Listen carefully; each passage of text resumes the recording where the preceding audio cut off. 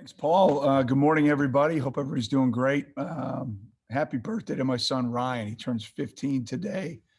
I know he won't be watching this later, but his grandfather and grandparents will be. So happy birthday to Ryan. Love you, bud. And excited for you on your day, but I'm even more excited to get back into Ryan Field in front of our students, man. It's been since 2019. I can't even do the math on those numbers since the last time we had our students in the building. So looking forward to them having a good morning. Save some juice and energy for the building when you get in there at 11 o'clock. I know we got a couple classes doing the run and things of that nature. So excited to see our students in the building and can't wait to play in front of you and for you. A couple guys I'll mention about players of the week for last week. Offensively, Andrew Marty, I thought he came in and executed really well. Gave us a spark and played, fairly clean football there, unfortunately, until he got banged up. But I thought Andrew played really well. We had no defensive player of the week or special teams player of the week. There were a number that were mentioned, but Derek Adams is punting the ball really well. And again, had a great day down in Durham. Big playmaker on offense was Evan Hull. He continues to just play better and better. And I think that whole room is playing pretty solid. It'll be tough sledding against the Bobcats this weekend, but I think that whole group, with Drew and Trey, I think all three of those guys are playing well, but Evan's playing at a really high level. And then Rod Hurd had two big plays, big punch out in the tight zone defensively, and then a big play, fumble recovery that then ended up leading to 7 points. So, really Rod himself basically had a 10-point swing and did a great job. Practice players, Jake Arthurs, PJ Spencer, and Jack Moses. Those three guys. I think 8 or 9 guys mentioned by the QCs and the GAs for practice players of the week. So, excited and proud of those guys. Had a couple of young guys get their first taste of the end zone with Marshall Lang, getting in there. And then same thing with Jacob Gill. And I think Jacob had about 20 to 30 family members there at the game. So to have that experience happen for him, that's awesome. But, we got to play cleaner football. As I talked to the guys this morning, we can't put ourselves in a hole, against teams. You just can't do that. And we cannot turn the ball over at the rate that we're turning the ball over and expect to be successful. You look, over my time, our hallmark has been execution, the turnover ratio, and then playing with just a relentless Wildcat effort. And, we've played a pretty solid effort. It's not where it needs to be yet, but we can't turn the ball over and not take it away and expect to win games consistently beyond other areas that we need to work on. So it's never not a point of emphasis, but it will continue to be as we move forward through this week. So I know you guys have some questions for me, so I look forward to answering any and all. Thanks again for being here. Reminder, if you have a question for Coach, please message Athletic Communications in the chat. First question will be Ben Chasen. Hey, Coach. I wanted to kind of bring up something that you might not be a huge fan of, but just kind of a tweet from JB Butler, which I'll kind of spare the exact details of what he said, but he basically suggested Andrew Marty is a lot better in gameplay than he is in practice. Is that kind of true in your eyes? And if it is, did that have any sort of role kind of in deciding the QB battle this preseason? No, I would say in preseason, it goes all the way back through spring ball. Now, I think that the guys had a pretty good competition. It was really close. And, at the end of the day, we had to make a decision. We made decision to go with Hunter. So that was the decision that we made. Next question, Lawrence Price.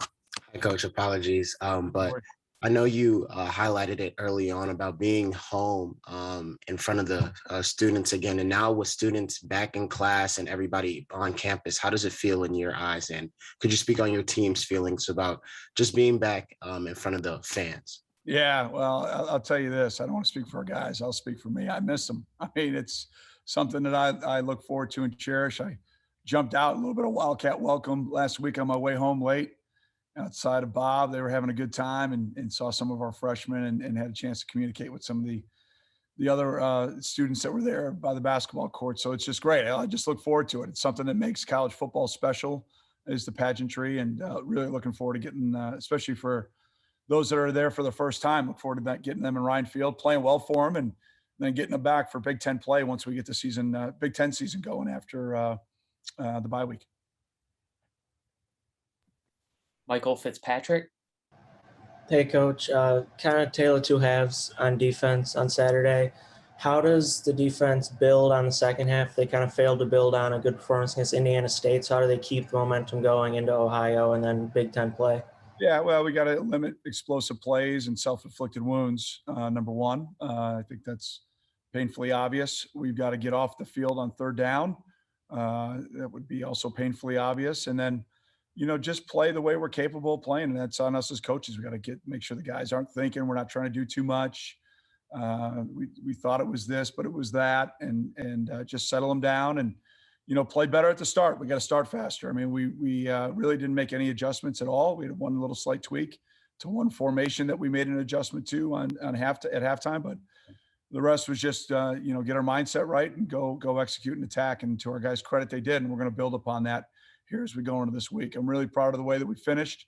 We were probably 2 or 3 plays away from putting, I think ourselves in every position to win that game at the end. And we ended up a few plays short. And that's why you got to start faster. You can't put yourself in that kind of hole, repeatedly and expect to have success. It's too daunting against good teams. We can't do that. We can't keep beating ourselves.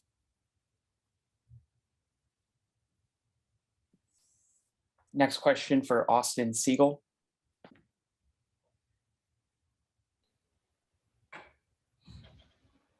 Coach, it seemed like Chris Bergen definitely, his numbers not only measured in a Big Ten scenario, but a national scenario are incredibly impressive. What have you liked from him 3 games into the season so far? Well, Chris's motor never stops. He's a relentless player. He puts the work in the film prep. He puts it in the way he takes care of his body. He puts it in the way that he practices and the energy that he brings it every day. So, he's playing at a high level this year. He's played at a high level throughout his entire career. And hopefully a guy that, our younger players can emulate. Lawrence Price.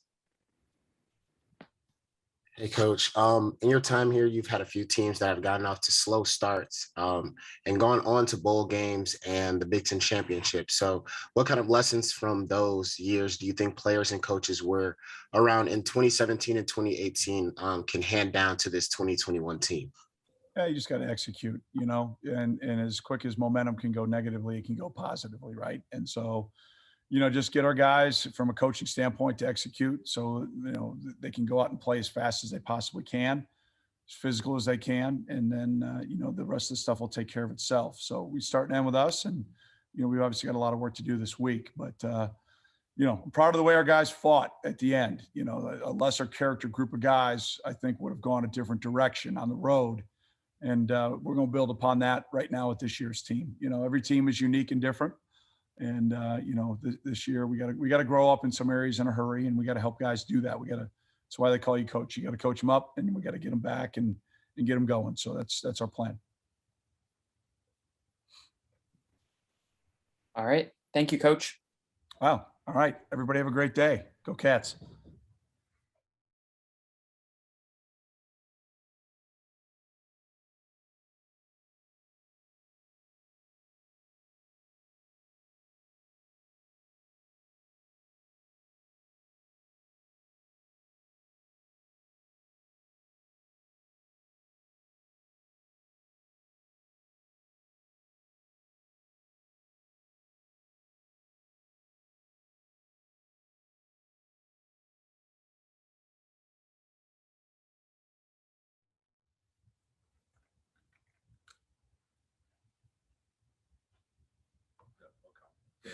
If anyone has a question for Peter, please message Athletic Communications in the chat. First question, Austin Siegel. Peter, a career high performance for you against Duke, I guess, coming off that game. How are you feeling about the rest of the season? Definitely still didn't play to my my expectations for myself. Definitely came out not to the way that I want to play in the first half. I think that's the same for the whole team. We need to have better communication. We can't make the monumental errors that we made in the first half to be the team that we want to be moving forward. Next question, Lawrence Price. Hey, Peter, your coach, Pat Fitzgerald, was talking about how being in front of the fans again is amazing opportunity, or just being back in front since 2019. So could you speak about your feelings and maybe your teammates' feelings about being in front of the fans, especially with classes back in session and all the student body being here? Yeah, definitely excited to have the fans back on campus and in Ryan Field. We're blessed to even have any fans at all in the stadium compared to last year. So excited to play in front of everyone that's there and to have a great game on Saturday. Daniel Olinger. Hey, Peter. Similar to the Michigan State game, and then obviously this last week against Duke, U.S. defense kind of had a rough start, especially against the runs that other teams got a lot of points early, a lot of times through big runs. Do you guys kind of like know what you've done wrong in those situations and like kind of know how to bounce back from that? Or did it feel like you were kind of surprised when like you weren't exactly sure what you guys were having trouble with when they got off those good starts? Yeah, it's on us. Coaches will say sometimes they didn't coach us properly. That's 100% on the players, making mental errors, not having their eyes in the right spots, not having our eyes on our keys. But we won't let that happen again. We'll be prepared on the first play of the game next game. Ben Chasen. Hey, Peter. I'm wondering, obviously you've got Chris in the locker room, but in terms of the other linebackers, Blake and Patty, who kind of came before you in the sense, have you had any contact with them this year as you're kind of easing into this starting role before the bulk of Big Ten play? And if so, kind of what have they said to you?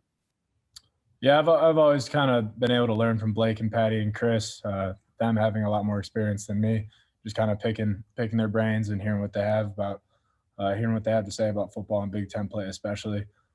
Patty's been a great role model for me, just talking about how to just find trust in yourself and trust in God, knowing that you're fully prepared and you're ready to play football.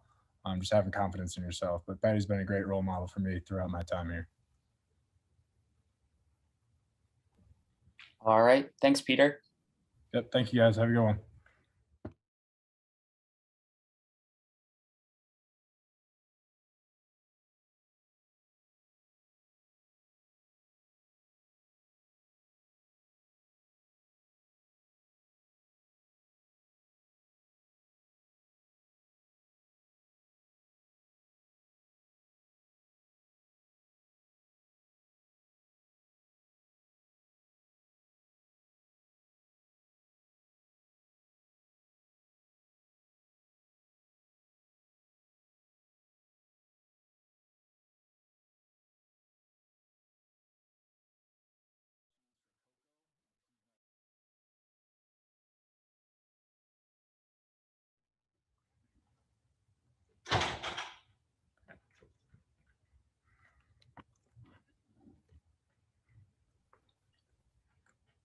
First question for Austin Siegel.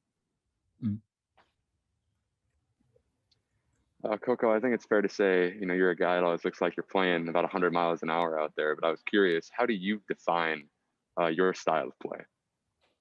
I'll say just like an old school safety, hard nose.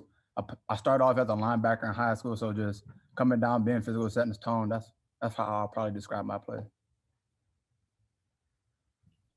Lawrence Price. Hey, Coco, your teammate, Peter McIntyre, and Coach Pat Fitzgerald discussed it earlier, but could you speak about being back in front of the fans, for the first time since 2019, although you guys have had games already, but now the student body's back here, classes are back in session, kind of just the emotions are back to the season. So could you talk about your feelings on that? I feel like the fans are everything. I mean, this is why we all wanted to play Power 5 ball, for the fans, for the crowds, So having the fans back in the arena, like, that just makes football that much more fun again. Ben Chasen. Hey, Coco. Obviously, you're kind of wearing the Citrus Bowl champs shirt from last year, and that defensive backfield, one of the big hallmarks of it was taking the ball away, intercepting the ball. Y'all haven't had a single interception in the defensive backfield this year.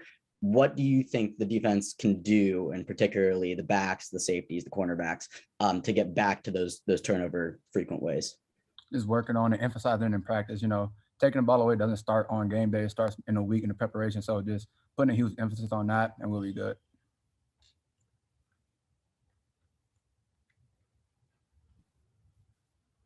Another question for Austin. Coco, when you look at the DB room, especially guys like Rod Hurd and AJ, what do you like about what you've seen from your teammates so far? I'll say our DB room, we got a lot of guys who are hungry, We got a lot of, like you said earlier, a lot of guys left last year. So we got a lot of guys who are just ready to step up and hungry to make plays. So I love seeing that fire, that competitiveness in our room.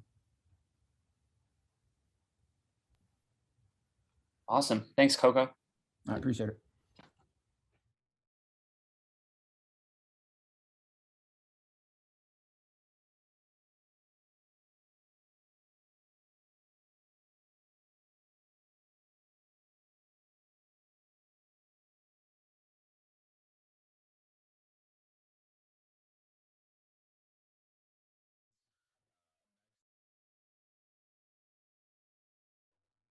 Raymond. Yeah. Raymond. Yeah, Raymond or Ray is fine.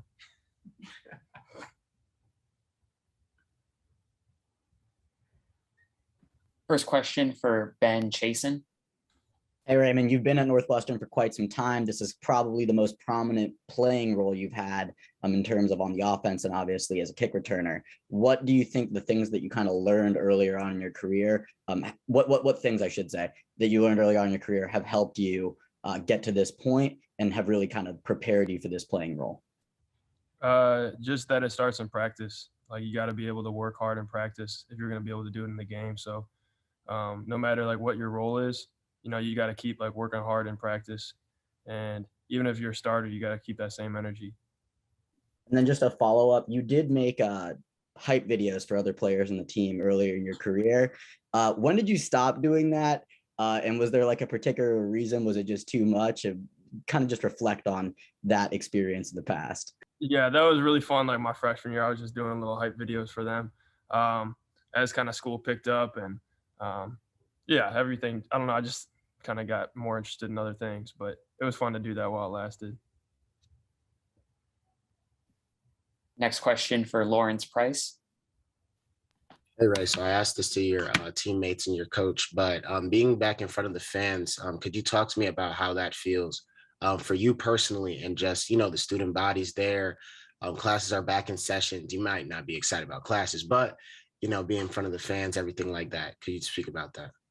Yeah, it's really awesome to have the fans back. It just brings like a whole new energy running out there on the field and having like a lot of people supporting you. So it's awesome to have the fans back for sure. Daniel Ollinger. Hey, Ray. Obviously, you've gotten a lot of run as a punt returner. Also, Brandon Joseph has seen some reps back there. Like, can you kind of explain how you guys kind of split those? Do you ever, between the two of you, talk about it, like things you're doing on your returns? Or is it just kind of like coach tells you which one of you is going out there and you just go for it? Yeah, it's just Coach Jenick has a great game plan for how he's going to work us. And I think it's just kind of whoever coach tells to go out there at the time. But I know Brandon and I could both do some great things back there. And yeah, we're just going to keep working at it. Austin Siegel. Ray, it definitely seems like from Indiana State on, punt return has been a huge strength of this team. I guess what has impressed you about that group's execution on Saturdays? Just the physicality of the group. I know on punt return, it may not always be. Sometimes it's role players on the team, on the jet team, on the punt return team, but they're all being really physical and letting everybody know that like they're meant to be out on the field. So I just think it's it starts with Coach Jenick and creating a great game plan, and then two, it starts with the physicality and the unselfishness of people who are blocking for the punt returners. Awesome. Thanks, Raymond. Yep. Thank you.